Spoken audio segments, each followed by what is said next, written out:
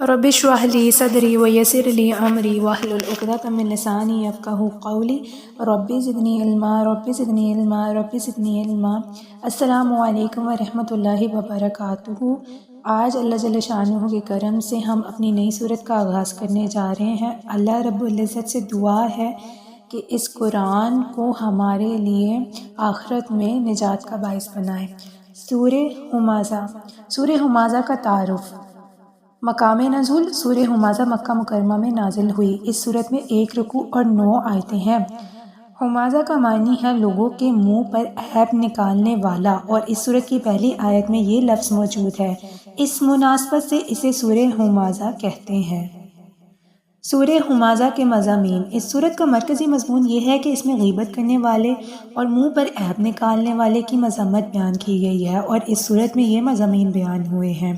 پہلا، اس صورت کی ابتدا میں غیبت کرنے والے اور عیب نکالنے والے کے لیے آخرت میں شدید عذاب کی خبر دی گئی ہے۔ دوسرا، ان لوگوں کی مذمت کی گئی ہے جو دنیا کا مال جمع کرنے کے ایسے حریص ہیں جیسے انہوں نے دنیا میں ہمیشہ رہنا ہے، اور یہ بتایا گیا کہ انہیں جہنم کے اس در کے یعنی طبقے میں پھینکا جائے گا جہاں آگ ان کی ہڈیاں پسلیاں توڑ ڈالے گی۔ سورہ عصر کے ساتھ مناسبت۔ سورہ ہمازہ کی اپنے سے ماقبل سورہ عصر کے ساتھ مناسبت یہ ہے کہ سورہ عصر میں بتایا گیا تھا نیک اعمال کرنے والے مسلمانوں کے علاوہ ہر انسان خسارے میں ہے، اور اس صورت میں اس شخص کی ایک مثال بیان کی گئی ہے جو آخرت میں نقصان اٹھانے والا ہے۔ آئے اپنی صورت کا آغاز کرتے ہیں ہم۔ اعوذ باللہ من الشیطان الرجیم، بسم اللہ الرحمن الرحیم۔ ویل تباہی ہے لکلی واسطے ہمازہ ہر تانہ زن لومازہ عیب جو کے۔ ترجمہ، اس کے لیے خرابی ہے جو لوگوں کے منہ پر عیب نکالے، پیٹھ پیچھے برائی کرے۔ یہ آیتیں ان کفار کے بارے میں نازل ہوئیں جو سرکار دو عالم صلی اللہ علیہ وآلہ وسلم اور آپ صلی اللہ علیہ وآلہ وسلم کے صحابہ کرام رضی اللہ تعالی عنہم پر اعتراض کرتے تھے اور ان حضرات کی غیبت کرتے تھے، جیسے اخنس بن شریک، امیہ بن خلف، ولید بن مغیرہ وغیرہ، اور اس آیت میں مذکور حکم ہر غیبت کرنے والے کے لیے عام ہے۔ غیبت اور عیب جوئی کی مذمت۔ ایک مقام پر اللہ جل شانہ نے ارشاد فرمایا، اے ایمان والو، بہت زیادہ گمان کرنے سے بچو، بے شک کوئی گمان گناہ ہو جاتا ہے، اور پوشیدہ باتوں کی جستجو نہ کرو اور ایک دوسرے کی غیبت نہ کرو۔ کیا تم میں کوئی پسند کرے گا کہ اپنے مرے ہوئے بھائی کا گوشت کھائے؟ تو یہ تمہیں ناپسند ہوگا، اور اللہ سے ڈرو، بے شک اللہ بہت توبہ قبول کرنے والا مہربان ہے۔ حضرت انس بن مالک رضی اللہ تعالیٰ عنہ سے روایت ہے کہ رسول خدا صلی اللہ علیہ وآلہ وسلم نے ارشاد فرمایا، میں معراج کی رات ایسی قوم کے پاس سے گزرا جو اپنے چہروں اور سینوں کو تانبے کی ناخنوں سے نوچ رہے تھے۔ میں نے پوچھا، اے جبرائیل علیہ السلام، یہ کون لوگ ہیں؟ انہوں نے عرض کی، یہ لوگوں کا گوشت کھاتے یعنی غیبت کرتے تھے اور ان کی عزت خراب کرتے تھے۔ ایک اور حدیث ہم دیکھتے ہیں۔ حضرت راشد بن سعد رضی اللہ تعالیٰ عنہ سے روایت ہے کہ رسول خدا صلی اللہ علیہ وآلہ وسلم نے ارشاد فرمایا، معراج کی رات میں ایسی عورتوں اور مردوں کے پاس سے گزرا جو اپنی چھاتیوں کے ساتھ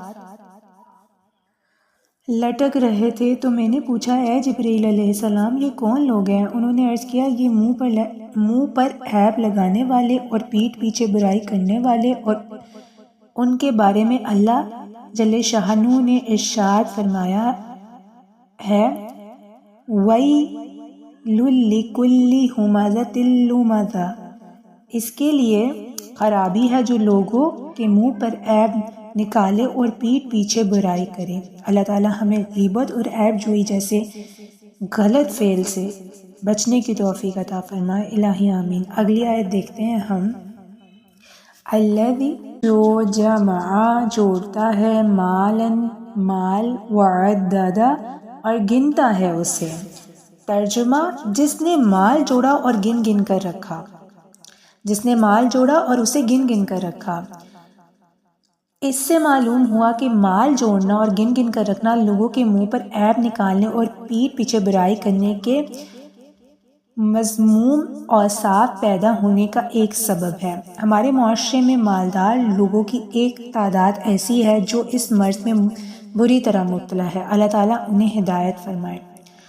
مال جمع کرنے اور گن گن کر رکھنے کی کیا صورتیں ہیں؟ یاد رہے کہ مال جمع کرنے اور گن گن کر رکھنا چند صورتوں میں برا ہے۔ پہلا، حرام ذریعے سے مال جمع کیا جائے۔ دوسرا، جمع شدہ مال سے شرعی حقوق ادا نہ کیے جائیں۔ تیسرا، مال جمع کرنے میں ایسا مشغول ہو جانا کہ اللہ جل شانہ کو بھول جائے۔ چوتھا، اللہ تعالیٰ پر توکل کرنے کے بجائے صرف مال کو آفات دور کرنے کا ذریعہ سمجھا جائے۔ اگلی آیات دیکھتے ہیں ہم۔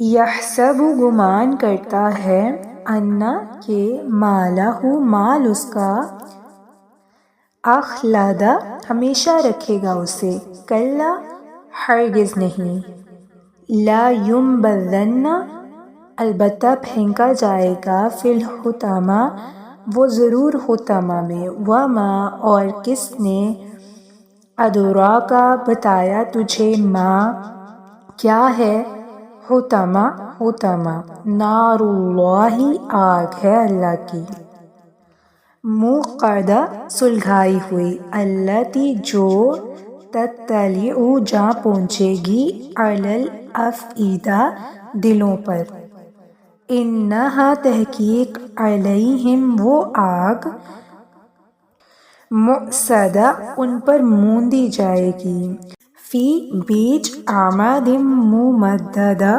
ستونوں دراز کے۔ ترجمہ، وہ سمجھتا ہے کہ اس کا مال اسے دنیا میں ہمیشہ رکھے گا، ہرگز نہیں، وہ ضرور ضرور چورا چورا کر دینے والی میں پھینکا جائے گا۔ اور تجھے کیا معلوم کہ وہ چورا چورا کر دینے والی کیا ہے؟ وہ اللہ کی بھڑکائی ہوئی آگ ہے، وہ جو دلوں پر چڑھ جائے گی، بے شک وہ ان پر بند کر دی جائے گی لمبے لمبے ستونوں میں۔ یحسب ان مالہ اخلدہ، وہ سمجھتا ہے کہ اس کا مال اسے دنیا میں ہمیشہ رکھے گا۔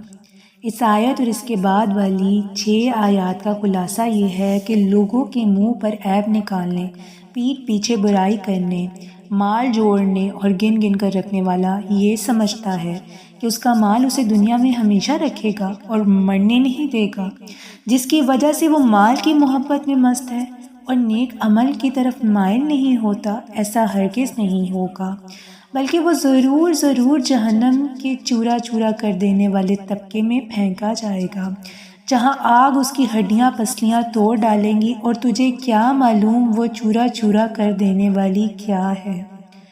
وہ اللہ جل شانہ کی بھڑکائی ہوئی آگ ہے جو کبھی سرد نہیں ہوتی، اور اس کا وصف یہ ہے کہ وہ جسم کے ظاہری حصوں کو بھی جلائے گی اور جسم کے اندر بھی پہنچے گی اور دلوں کو بھی جلائے گی۔ بے شک انہیں آگ میں ڈال کر دروازے بند کر دیے جائیں گے، اور دروازوں کی بندش آتشیں لوہوں کے ستونوں سے مضبوط کر دی جائیں گی تاکہ کبھی دروازہ نہ کھلے۔ اور بعض مفسرین نے اس کے یہ معنی بیان کیے کہ دروازے بند کر کے آتشی ستونوں سے ان کے ہاتھ پاؤں باندھ دیے جائیں گے۔ اللہ رب العزت ہمیں اس آگ سے محفوظ کرے۔ یا اللہ ہمیں ایسے اعمال کرنے کی توفیق عطا فرمائے کہ ہم جہنم کی آگ سے بچ سکیں۔ جہنم کی آگ دوسری آگوں کی طرح نہیں ہے۔ سورہ حمازہ کی آیت نمبر 6 سے معلوم ہوا کہ جہنم کی آگ دوسری آگ کی طرح نہیں ہے۔ حضرت ابو ہریرہ رضی اللہ تعالیٰ عنہ سے روایت ہے کہ رسول خدا صلی اللہ علیہ وآلہ وسلم نے ارشاد فرمایا، جہنم کی آگ 1000 برس بھڑکائی گئی یہاں تک کہ وہ سرخ ہو گئی، پھر 1000 برس بھڑکائی گئی یہاں تک کہ وہ سفید ہو گئی، پھر 1000 برس بھڑکائی گئی حتیٰ کہ وہ سیاہ ہو گئی، تو اب وہ سیاہ اور اندھیری ہے۔ التی تطلع علی الافئدہ، جو دلوں پر چڑھ جائے گی۔ دل ایسی چیز ہے جن میں ذرا سی گرمی برداشت کرنے کی تاب نہیں، تو جب جہنم کی آگ ان پر چڑھ جائے گی اور موت آئے گی نہیں تو اس وقت کیا حال ہوگا۔ اور دلوں کو جلانا اس لیے ہے کہ وہ کفر، باطل عقائد اور فاسد نیتوں کے مقام ہے۔ یہاں ہماری سورہ کا اختتام ہوا۔ کچھ آیات ایسی ہوتی ہیں کہ جس کو پڑھ کر سن کر انسان کی کیفیت بدل جاتی ہے اور وہ بہت زیادہ خوف میں بھی آ جاتا ہے۔ جیسے بھی ہم نے جہنم کے بارے میں پڑھا تو ہمیں ڈرنا چاہیے اس آگ سے۔ ہمیں ہر وقت ہر لمحہ یہ بات اپنے ذہن میں رکھنا چاہیے کہ جہنم کی آگ اور جہنم سے بچنا ہے، اس کے لیے ایسے اعمال کرنے ہیں ہم نے۔ سورہ ہمازہ ہمیں کیا سکھاتی ہے؟ ہمیں غیبت، طعنے دینے اور مال پر گھمنڈ کرنے سے بچنے کا سبق دیتی ہے۔ اس صورت میں اللہ جل شانہ نے ان لوگوں کو سخت وارن کیا ہے کہ جو دوسروں کا مذاق اڑاتے ہیں، پیچھے برائی کرتے ہیں، غیبت کرتے ہیں اور طعنے دیتے ہیں، یہ ہم سب کے لیے بھی ہے۔ خاص رسول خدا صلی اللہ علیہ وآلہ وسلم پر جو کفار یہ کرتے تھے، صرف ان کے لیے نہیں، یہ ہمارے لیے احکام آئے ہیں۔ اور یہاں پہ بتایا گیا وہ لوگوں کا حال جو اپنے مال اور دولت پہ فخر کرتے ہیں، سمجھتے ہیں کہ یہ مال ہمیشہ انہیں زندہ رکھے گا، لیکن اللہ نے کہا کہ ایسے لوگ حطامہ جہنم کی آگ میں ڈالے جائیں گے، ایک ایسی آگ جو دلوں تک پہنچ کر اس کو بھی جلا دے گی۔ اس صورت سے ہمیں یہ سیکھنے کو ملتا ہے کہ کسی کا بھی مذاق نہ بنائیں، کسی کو بھی طعنے نہ دیں اور اپنے مال پر غرور نہ کریں۔ ہمیں اپنی زبان اور دل دونوں کو پاک رکھنا ہے۔ اللہ رب العزت سے دعا ہے کہ ہم جو کچھ بھی پڑھ رہے ہیں ہمیں عمل کی توفیق عطا فرمائے۔ زندگی میں ہم اس کو صرف قرآن کو سن کر اپنے دل پر اتاریں، یہ نہیں ہے کہ سن کر آگے اپنا کام کرنے لگ جائیں۔ یہ قرآن کا صحیح عمل تب نظر آئے گا جب پریکٹیکل لائف میں ہمارے سامنے وہ چیزیں ہو رہی ہوں گی اور ہمارا ریئیکشن کیا ہوگا۔ ہم دوسروں کو بیٹھ کے غیبتیں کر رہے ہیں، ہم دوسروں کو بیٹھ کے مذاق بنا رہے ہیں، دوسروں کو بیٹھ کے طعنے دے رہے ہیں اور ہم قرآن کے طالب علم ہیں، تو پھر تو قرآن ہمارے دل میں اترا ہی نہیں ہے۔ سر سے اوپر سے ہم نے سن کے بس اس کو نکال دیا، نہیں۔ آپ سب نے کوشش کرنی ہے کہ جو بھی آپ سن رہے ہیں ایک ایک پوائنٹ کو اپنے عمل میں لے کے آئیں۔ دوسروں کی بات برداشت کرنی ہے، دوسروں کی چیزیں سن کر اس کے اوپر ریاکٹ نہیں کرنا، پیچھے برائی نہیں کرنی کسی کو طعنے نہیں دینے، اللہ رب العزت کے لیے صبر کرنا ہے۔ اور یہ سب سے پہلے آپ نے بات ذہن میں رکھنی ہے، آپ کوئی عام انسان نہیں، آپ قرآن کے اسٹوڈنٹ ہیں۔ جو قرآن کے طالب علم ہوں گے ان کے اعمال میں، ان کے عمل میں جھلکنا چاہیے۔ دیکھنے والا بول دے کہ اس بندے میں کوئی خاص بات ہے، پھر اس کو پتہ چلے گا یہ قرآن پڑھنے والا ہے۔ اللہ رب العزت سے دعا ہے کہ مجھے اور آپ سب کو سننے والوں کو ایسا بنائے۔ سبحانک اللہم و بحمدک، اشہد ان لا الہ الا انت، استغفرک و اتوب الیک۔